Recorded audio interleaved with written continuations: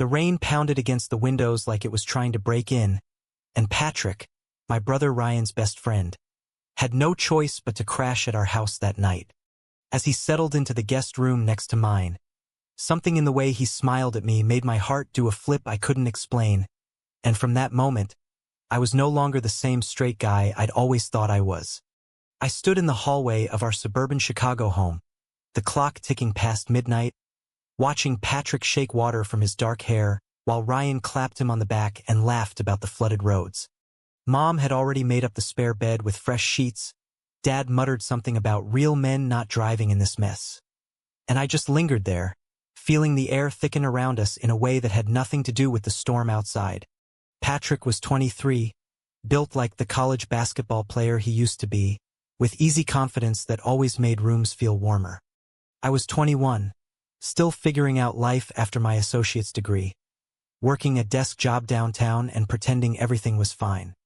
We'd known each other for years through Ryan, shared countless barbecues and video game nights, but tonight felt different, like the lightning outside had cracked open something inside me I'd buried deep. "Thanks for letting me stay, Ken," Patrick said, using the nickname only he and Ryan ever did, his green eyes locking on mine for a second longer than usual. I mumbled something about it being no big deal and retreated to my room, but sleep wouldn't come. I lay there listening to the rain, replaying that smile, the way his wet shirt clung just enough to show the outline of his shoulders. Was this normal? Guys notice stuff like that all the time, right? I told myself it was just the late hour and the adrenaline from the storm. But deep down, a quiet voice whispered that I'd been ignoring these flickers for months, maybe years, every time Patrick showed up at family gatherings or joined us for weekend hikes along the lakefront. By 2 in the morning, I gave up and padded downstairs for water. Patrick was on the couch in the living room instead of the guest room, Ryan having claimed the bed for himself after too many beers. He sat up when he heard me, blanket slipping to his waist, wearing only gym shorts. "Can't sleep either?" he asked softly, voice low so we wouldn't wake the house. I nodded and sat on the armchair across from him, the dim lamp casting shadows that made his face look softer, more open.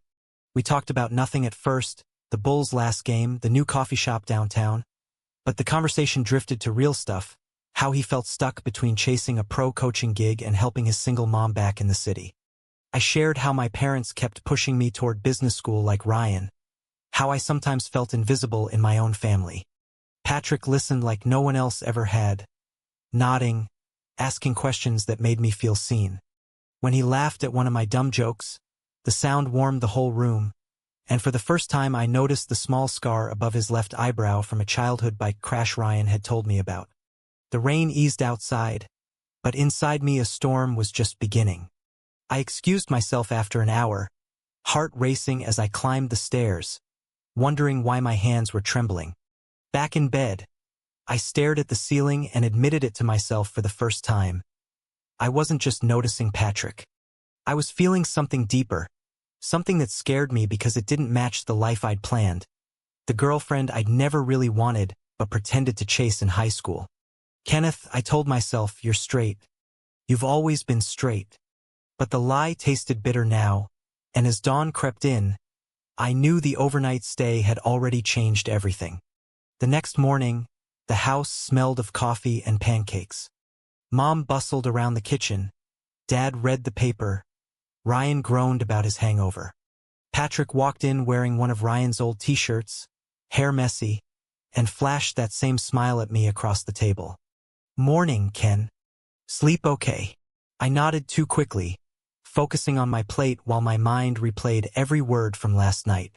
Ryan teased him about snoring, but Patrick just shrugged and asked me if I wanted to shoot hoops later since the rain had stopped. I said yes before I could stop myself. As we cleared dishes, Dad clapped Patrick on the shoulder and said something about good influence on the boys. But his tone carried that old edge, the one that made me wonder what he'd say if he knew the thoughts racing through my head. I spent the day at work distracted, replaying Patrick's laugh, the way his knee had brushed mine on the couch. By evening, when he showed up again for the planned game, I felt the shift solidify. This wasn't going away. Patrick had stayed one night, and I was already a different person, one who couldn't pretend anymore that what I felt for him was just friendship. We played basketball in the driveway until the streetlights flickered on, sweat mixing with the leftover humidity from the storm. Patrick moved with that effortless grace that made every shot look easy, laughing when I missed and high-fiving me when I finally sank one. "You're getting better, Ken," he said, wiping his face with the hem of his shirt, revealing a glimpse of toned stomach that I forced myself not to stare at. Ryan had bailed to meet friends downtown, leaving just the two of us, and the empty house behind us felt bigger than usual. I invited him inside for water, and we ended up on the back porch watching the sunset over the neighbors' oak trees. Conversation flowed again, easier now, like last night had unlocked a door neither of us knew was there. He told me about his ex from college, a girl named Sarah who broke things off because he wasn't fully there, and how it made him question what he really wanted in life. I shared my own awkward dating history, how every relationship felt forced, like I was playing a role written by someone else. Patrick's eyes softened, and he said quietly, "Sometimes you have to stop performing for other people, Ken. Figure out what feels real." His words hit like a brick. I changed the subject to movies, but inside I was reeling. Was he hinting at something? Or was I reading too much into a simple talk between friends? That night he stayed again because his car wouldn't start after the rain damage, and this time Ryan insisted he take my room while I crashed on the air mattress in the basement. I lay there in the dark listening to the furnace hum, heart pounding at the thought of Patrick sleeping in my bed, surrounded by my posters and books. The next morning I woke to the smell of eggs and found him in the kitchen helping Mom, sleeves rolled up, chatting about her garden like he'd always belonged. Dad was at work, Ryan still asleep upstairs, so it was just the three of us.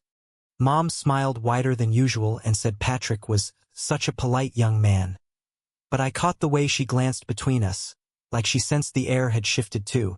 I drove Patrick to the auto shop later, windows down, radio playing old rock songs we both knew. He thanked me for the talks, said they meant more than I knew, and for a split second our hands brushed when I passed him the AUX cord. Electricity shot up my arm. I dropped him off and spent the rest of the day wandering the mall alone, trying to sort the chaos in my head. Was this attraction real, or just loneliness amplified by the close quarters? I texted my best friend Mia, a girl from community college who knew me better than anyone, and met her for coffee. "I think I might like guys," I blurted after 10 minutes of small talk. She didn't flinch, just squeezed my hand and said, "Took you long enough, Ken. What brought this on?" I told her about Patrick, the overnight stay, the conversations that felt too intimate. She listened without judgment, reminding me Chicago had support groups and that my family might surprise me. But the fear of Dad's disappointed face or Ryan's confusion kept me silent at dinner that night. Patrick joined us again, and the table felt electric. He and Ryan joked like always, but every time Patrick looked my way I felt exposed, like my secret was written across my forehead. After dessert, Patrick pulled me aside in the hallway. "Hey, you okay? You've been quiet." I lied and said work stress, but he didn't buy it. "If you ever need to talk, I'm here." No judgment. His sincerity cracked something open. That weekend we drove to the lakefront together while Ryan worked, walking the path where sailboats dotted the water. Patrick opened up about growing up with a dad who left, how it made him guard his heart. I shared my own insecurities about never measuring up to Ryan. The sun warmed our backs, and for hours it felt like the world narrowed to just us. Back home, Mom asked casually if Patrick was seeing anyone, and I froze. He laughed it off, but later that evening as we watched a game on TV, his foot rested against mine on the ottoman, and neither of us moved. The touch was innocent, yet it burned with possibility. I went to bed that night knowing the overnight stay had started a chain reaction. Patrick wasn't just my brother's friend anymore. He was the person making me question every label I'd ever worn, and the fear mixed with excitement in a way that kept me awake until dawn. Monday brought normal life back, or what passed for normal now. I sat at my cubicle downtown, staring at spreadsheets while memories of Patrick's foot against mine replayed on loop. Ryan called at lunch to say Patrick's car was fixed and he'd be over for dinner again. Like it was routine. Part of me dreaded it, part of me counted the hours. That evening the four of us, Mom, Dad, Ryan, and Patrick, gathered around the table for lasagna. Dad launched into his usual lecture about responsibility, eyes flicking to me when he mentioned settling down with a nice girl. Patrick caught my wince and changed the subject smoothly to sports, but the damage lingered.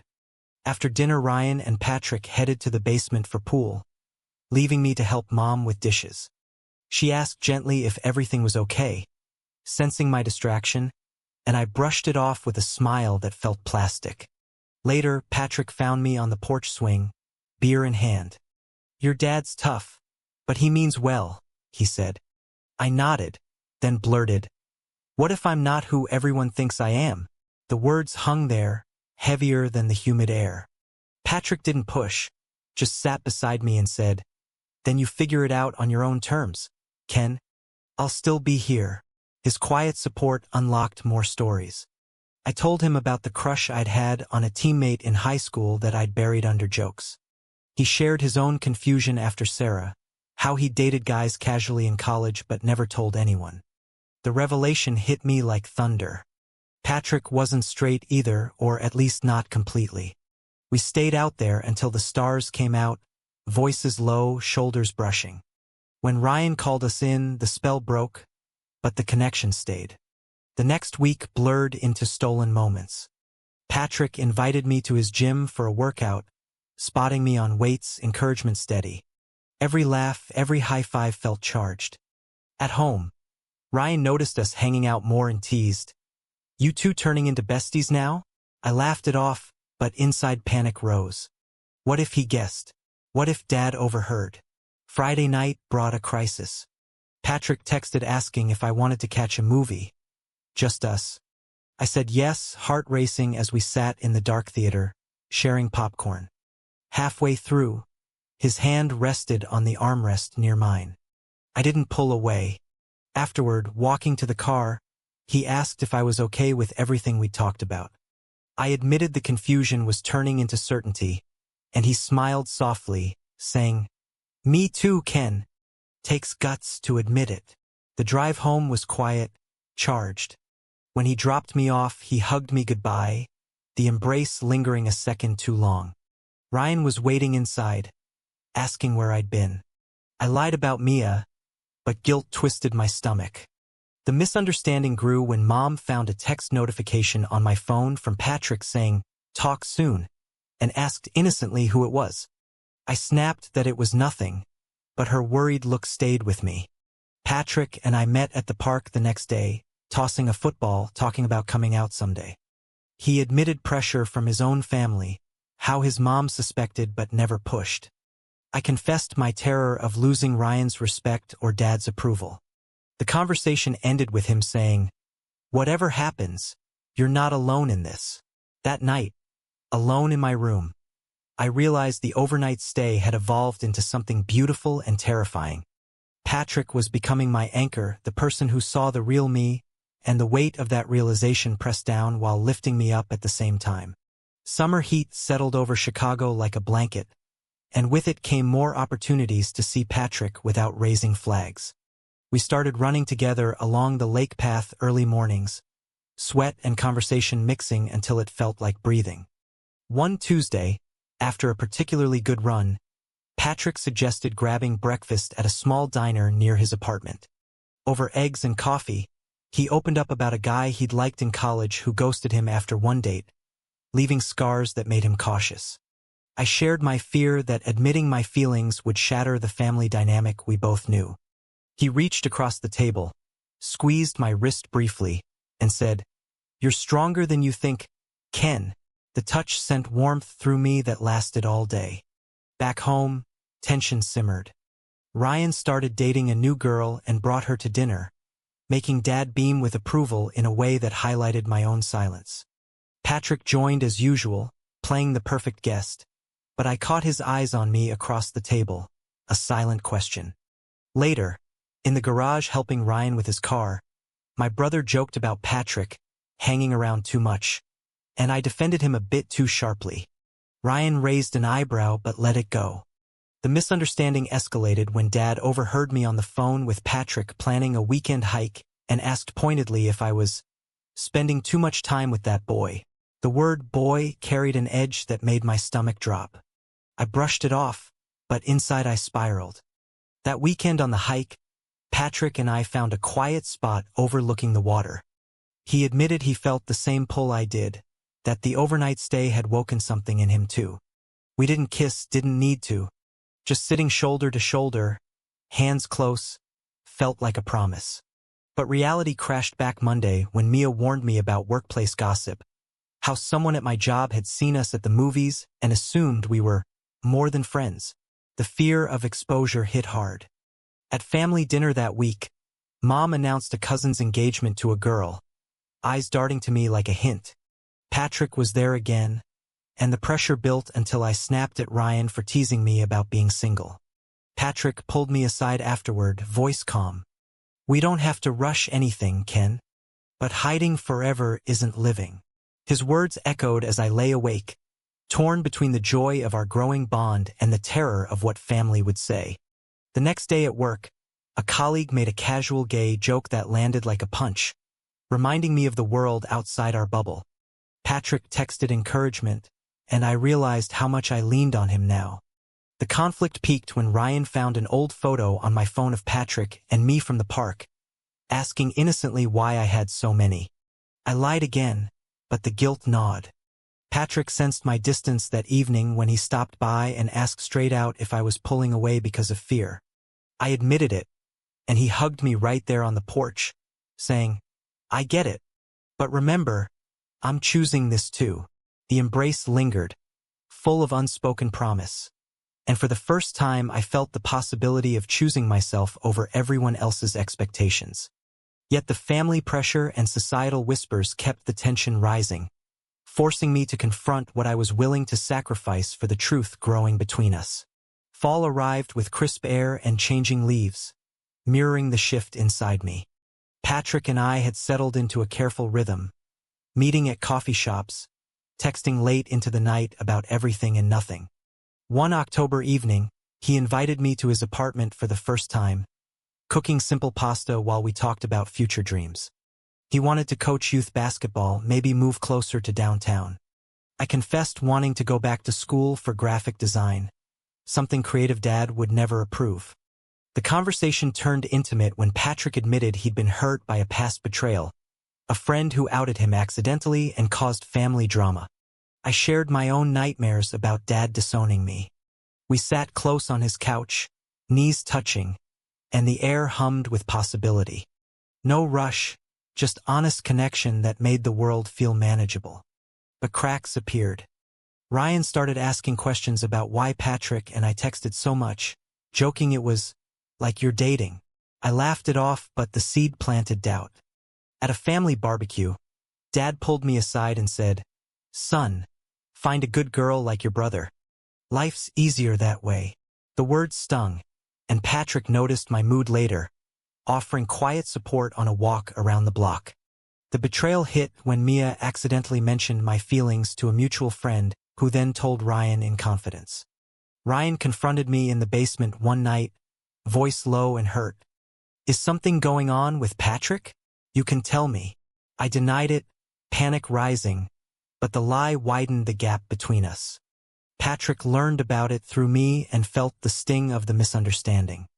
"I never wanted to come between you and your brother," he said, voice heavy. The sacrifice came next. To ease family pressure, I agreed to a blind date Mom set up with a coworker's daughter. Patrick understood, but his eyes showed pain when I told him. The date was awkward, confirming everything I already knew, but it bought time. Patrick distanced himself for 2 weeks, focusing on his own life, and the emptiness nearly broke me. I threw myself into work, joined a support group Mia recommended, and started journaling the emotions that had built since that rainy night. Growth came slowly. I realized hiding wasn't protection, it was prison. One evening Patrick showed up unannounced, saying he missed our talks. We sat in my car in the driveway, windows fogged, and he admitted the separation hurt but made him sure of his feelings. "I'm willing to wait until you're ready, Ken, but I won't pretend anymore." The honesty sparked hope. Ryan eventually apologized for pushing, sensing my struggle without knowing details. Family dinners felt less like battlegrounds. Yet the societal weight remained, news of discrimination cases on TV reminding us of risks. I sacrificed short-term comfort for long-term truth, and Patrick did the same by respecting my pace. The overnight stay that started it all had led to this crossroads of pain and possibility, teaching me that real connection demanded courage and sometimes temporary distance to clarify what mattered most. Winter blanketed Chicago in snow, turning the suburbs into a quiet wonderland that matched the calm settling inside me after months of turmoil. Patrick and I had rebuilt slowly, meeting for walks in the park where snow crunched under our boots. One December afternoon, bundled against the cold, he stopped under a bare oak tree and said, "Ken, I've fallen for you. Not just the friendship, the real you." The confession hung in the frosty air, and I answered with the truth I'd fought so long. "I feel the same. That night you stayed over changed me for the better." We didn't rush into anything physical, just held hands for the first time, gloves off, skin warm despite the chill. Coming home, I told Ryan everything in a quiet conversation on the porch. He listened, surprised but supportive, saying, "You're still my brother. Patrick's a good guy. We'll figure the family stuff together." The relief was immense. Mom sensed the shift and hugged me extra tight at Christmas dinner, whispering she loved me no matter what. Dad took longer, his initial silence heavy, but Patrick's steady presence at family events softened him over weeks. We faced society's stares at restaurants and subtle questions from coworkers, but each challenge strengthened us. Patrick got his coaching job, I enrolled in design classes, and we built a life rooted in honesty. The journey from that stormy overnight stay had taken us through doubt, betrayal, sacrifice, and awakening, turning two friends into partners who chose each other every day. As spring approached, sitting on the same couch where it all began, Patrick smiled and said, "Look how far we've come, Ken." I agreed, grateful for the growth that made me braver, kinder, more myself.